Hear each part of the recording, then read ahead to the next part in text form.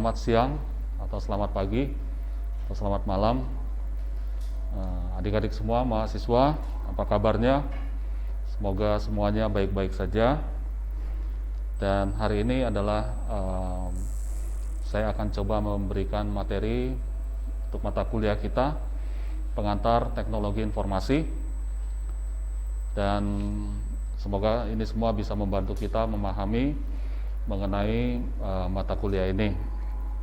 Sebelumnya saya sampaikan bahwa pada saat ini kita masih dalam kondisi COVID-19, jadi kita berharap bahwa COVID bisa segera berlalu, dan jangan lupa tetap menjalankan protokol kesehatan, menggunakan masker, jaga jarak, dan mencuci tangan dimanapun kita berada. Dan jangan lupa bahwa pakai masker itu tetap keren ya, jadi jangan khawatir, kegantengan, kecantikan kita tetap akan kelihatan kok walaupun dengan menggunakan masker. Jadi tetaplah pakai masker dimanapun kita berada. Hanya saja saya pada kesempatan hari ini, kesempatan saat ini, saya mohon izin untuk melepas masker karena harus memberikan penjelasan dalam video ini supaya enak ya. Jadi maksudnya kalau saya pakai masker rasanya kurang enak gitu loh, nafasnya jadi kurang enak. Jadi mohon maaf, saya harus lepas maskernya, dan kebetulan di ruangan ini tidak ada orang siapapun kecuali saya sendiri ya. Baik, kita akan mulai materi kita hari ini. Materi ini adalah materi awal, bercerita tentang penjelasan umum dan pengetahuan dasar mengenai komputer ya. Judul mata kuliah kita adalah pengantar teknologi informasi, dan ini adalah materi yang pertama. Materi pertama kita akan berbicara mengenai 5 hal. Yang pertama itu adalah mengenai konsep komputer, yang kedua adalah mengenai struktur komputer, yang ketiga mengenai manfaat komputer, yang keempat kemampuan komputer dan karakteristik komputer. Jadi ini sifatnya adalah pengenalan saja ya, penjelasan secara umum. Baik, kita akan mulai dengan konsep komputer. Sebenarnya kita sudah tahu komputer itu seperti apa, tapi mungkin lebih baik kalau kita tahu dasarnya komputer itu seperti apa sih? Apa yang mendasari disebut sebagai komputer dan sebagainya. Kita coba dulu melihat dari kata dasarnya ya, kata dasarnya dari yang namanya komputer ya. Itu ada beberapa bahasa yang mungkin bisa kita lihat ya. Yang pertama itu adalah masalah komputer itu dalam bahasa Latin seperti ini, kemudian dalam bahasa Inggris juga kelihatan to compute ya. Tentu saja kalau diartikan dalam bahasa Indonesianya adalah berhitung ya, menghitung. Jadi pada prinsipnya yang dinamakan sebagai komputer itu awalnya itu adalah mesin hitung ya, mesin hitung ya. Berbeda dengan yang saat ini, kita bukan cuma hanya berhitung saja, tapi bisa banyak hal. Tetapi awalnya komputer itu adalah mesin hitung ya, menghitung, membantu manusia untuk melakukan perhitungan-perhitungan. Nah, konsep komputer ini kemudian pada saat sekarang itu kemudian berkembang menjadi banyak hal yang bisa kita ambil. Yang pertama itu adalah konsep komputer kemudian masuk kepada yang namanya sistem komputer. Nah, sistem komputer seperti apa ya? Tentu sebuah sistem yang membangun sebuah komputer. Kalau kita lihat komputer kita sendiri secara fisik, itulah sistem komputer kita ya. Kemudian konsep komputer kemudian juga dikaitkan dengan yang namanya ilmu komputer ya. Ilmu komputer, bagaimana kita mempelajari komputer, segala macam konsep komputer juga masuk di sana ya. Kemudian konsep komputer juga mengarah kepada yang namanya teknologi informasi. Jadi kita jangan sampai salah ya, bahwa 3 hal ini, sistem komputer, kemudian ilmu komputer, dan juga teknologi informasi, itu masuk di dalam satu konsep, masuk di dalam konsepnya komputer. Jadi kadang-kadang kita juga jangan sampai bingung lah ya, konsep arti komputer masuk juga pengertian dalam sistem, dalam ilmu, dan dalam teknologinya. Oke, saya lanjutkan. Nah, sekarang mungkin kalau kita sudah tahu bahwa komputer itu dulu diciptakan untuk melakukan perhitungan ya, menghitung. Nah, sekarang kita coba lihat definisi komputer supaya kita bisa paham nanti sebenarnya komputer itu seperti apa ya. Kita coba lihat dulu definisi. Ada banyak definisi, definisinya ada banyak ya, tapi dalam kesempatan ini saya cuma tampilkan satu saja definisi secara umum, bahwa komputer itu adalah perangkat elektronik ya, perangkat elektronik yang dapat menerima masukan. Jadi ada masukan, ada input. Kemudian input tadi itu oleh komputer dilakukan pengolahan. Jadi ada input masuk, kemudian input itu akan diolah, diproses. Nah, hasil dari proses itu adalah keluaran, output yang bisa banyak hal. Yang pasti itu berupa informasi. Jadi ada masukan, kemudian diproses, dan kemudian adalah keluaran berupa sebuah informasi. Nah, itu adalah pengertian komputer. Ya, secara umum adalah seperti itu. Jadi segala sesuatu perangkat elektronik yang menerima input, melakukan proses, dan kemudian hasilnya adalah output tertentu berupa informasi, itulah yang kita sebut sebagai komputer. Nah, kalau kita sudah tahu definisi seperti itu, maka kita akan melihat bahwa struktur sebuah komputer, karena tadi sifatnya itu ada input, proses, dan output, maka komputer itu punya struktur. Strukturnya apa? Ya udah pasti ada input ya. Input itu adalah masukan data. Data yang kita masukkan ke dalam komputer itu adalah input. Ya, ada input, kemudian ada proses. Ya, nah ini adalah pengolahan datanya. Jadi data diolah di tempat ini, diproses, kemudian hasilnya adalah output. Ya, outputnya informasi seperti yang tadi kita lihat dalam definisi komputer. Nah, di dalam proses itu nanti ada yang namanya bantuan, media-media yang membantu di dalam proses itu disebut sebagai pengolahan data. Media penyimpanan, bukan pengolahan, media penyimpanan, ya, storage-nya. Jadi ini adalah struktur dari sebuah komputer, ya, secara umum ya. Oke, nah kemudian kita coba lihat masuk kepada materi mengenai manfaat komputer. Kalau kita lihat, saya yakin sekali kita tahu komputer sangat-sangat bermanfaat sekali ya. Banyak hal yang bisa dilakukan menggunakan komputer. Nah, bidang-bidang apa saja yang bisa dibantu menggunakan komputer? Ada banyak sekali kan. Seperti contoh sekarang ini kita di bidang pendidikan. Kita belajar, kita menggunakan komputer. Ya, saya mengajar menggunakan media komputer, adik-adik juga belajar dengan media komputer.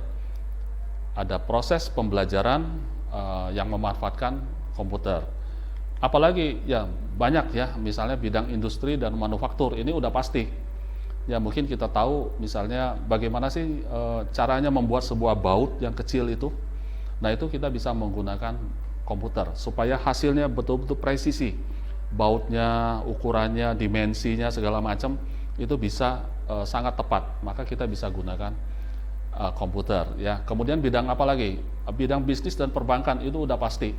Ya, bidang bisnis semuanya menggunakan komputer ya. Kalau kita lihat perbankan itu semua pakai komputer, kemudian di tempat penjualan itu sudah menggunakan namanya POS ya, point of sales ya, misalnya di kasir-kasir dan sebagainya. Dan kemudian bidang apa lagi? Bidang teknik dan ilmu pengetahuan. Nah, ini mungkin sangat luar biasa sekali bahwa komputer juga membantu bidang teknik dan ilmu pengetahuan. Misalnya apa? Kita tahu misalnya bagaimana kita membuat sebuah simulasi. Ya, simulasi bidang teknik misalnya, simulasi pesawat terbang atau simulasi bagaimana pembakaran.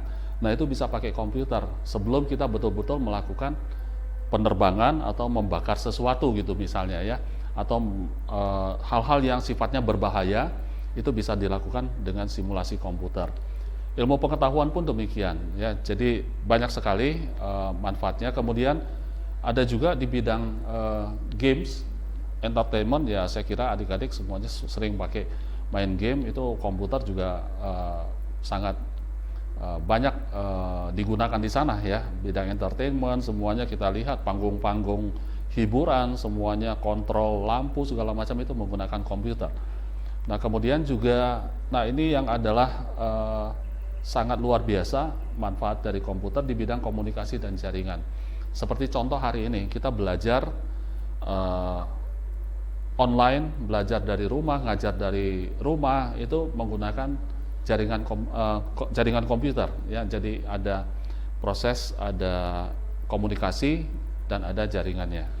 Kemudian kita masuk kepada kemampuan komputer. Kalau kita sudah tahu komputer itu seperti apa, cara kerjanya, ada input, proses, output. Nah, kemudian bagaimana sih kemampuan dari komputer itu yang sebenarnya? Kenapa komputer itu menjadi satu alat yang sangat powerful, yang sangat digunakan di mana-mana? Yang pertama itu karena cepat dan tepat. Ya, komputer itu cepat sekali menghitungnya, ya, jadi dan tepat sekali, ya. Jadi kalau kita mungkin menghitung dengan cara kita itu lama dan kadang sudah lama pun salah gitu ya. Tapi kalau komputer sangat cepat dan sangat tepat sekali ya. Kemudian kalau kita bandingkan dengan manusia, kemampuan komputer sudah pasti sangat jauh. Apakah komputer itu kalau disuruh hitung ribuan hitungan capek nggak? Mungkin nggak pernah capek. Selama ada listrik, dia akan jalan terus. Tapi kalau manusia, tentu ada masanya ya, ada waktunya, dia harus istirahat dan sebagainya. Itu seperti itu. Tapi di balik itu semua, ada juga hal-hal yang mungkin tidak bisa dilakukan oleh komputer. Misalnya apa? Pengambilan keputusan.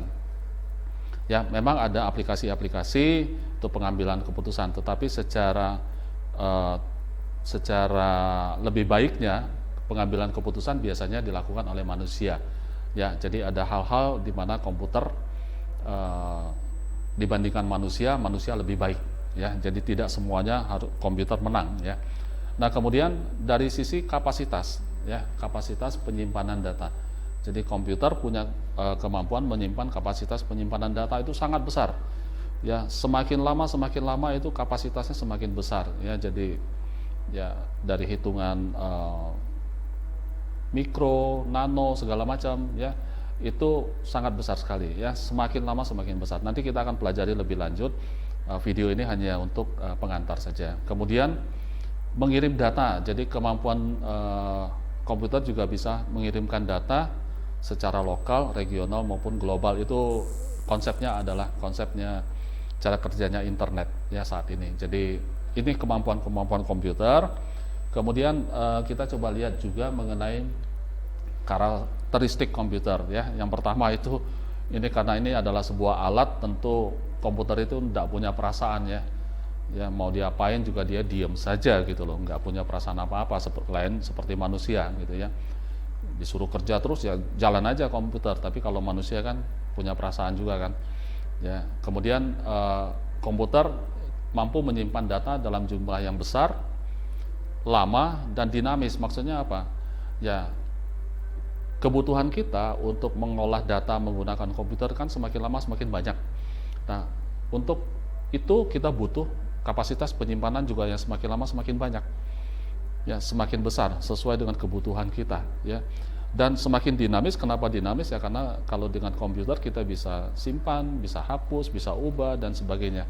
Ya, berubah terus, dinamis. Dan kemudian komputer juga mampu melakukan sorting dan searching. Ya, sorting itu berarti mengurutkan. Jadi kalau kita punya data, kita bisa urutkan berdasarkan tanggal, berdasarkan nama atau berdasarkan kapasitas, sehingga kalau kita melakukan pencarian, searching sangat mudah sekali ya. Data yang pada tanggal berapa, nah, kita sort, dapatlah tanggal berapa, kemudian di sanalah sort itu berarti disusun ya, susun berdasarkan urutan. Nah, kemudian komputer juga udah pasti ya mampu mengolah data dengan berbagai macam perhitungan aritmatika, juga logik dan lain-lain ya. Jadi komputer kemudian menerima masukan dan kemudian mengeluarkan data untuk output, itu sudah pasti ya, dapat dilakukan dengan sangat cepat. Nah, kemudian apa sih keterbatasan komputer? Kita sudah lihat kemampuan komputer sangat luar biasa segala macam. Sekarang keterbatasannya seperti apa? Tentu tidak ada yang sempurna ya, tidak ada yang sempurna. Yang pasti bahwa komputer itu tidak bisa berpikir ya, tidak bisa berpikir seperti manusia, tidak punya perasaan, ya, dia hanya bisa bekerja berdasarkan hitungan-hitungan. Jadi kita masukin data, dia hitung, dia lakukan, dia olah segala macam, ya. Tapi dia nggak bisa berpikir, oh ini harusnya begini, oh ini harusnya begini. Itu nggak bisa dia lakukan sendiri kecuali kita yang memerintahkan, ya. Jadi tetap saja manusia yang menjadi memerintah komputer, ya. Jadi jangan sampai kita yang diperintah oleh komputer. Nah, kemudian juga bahwa komputer punya keterbatasan bahwa walaupun tempat penyimpanan datanya itu semakin lama semakin banyak, semakin besar, tapi ada kemungkinan itu bisa hilang, bisa dicuri dan sebagainya. Jadi nggak ada yang sempurna, nggak ada yang kekal di dalam komputer, ya. Jadi tetap saja kita harus lakukan backup data, kita harus lakukan copy data dan sebagainya, ya.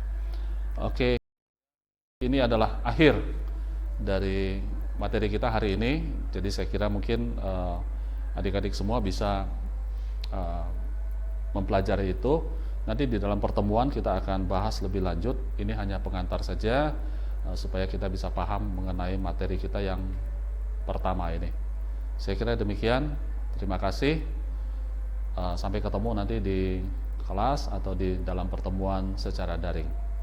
Bye, terima kasih.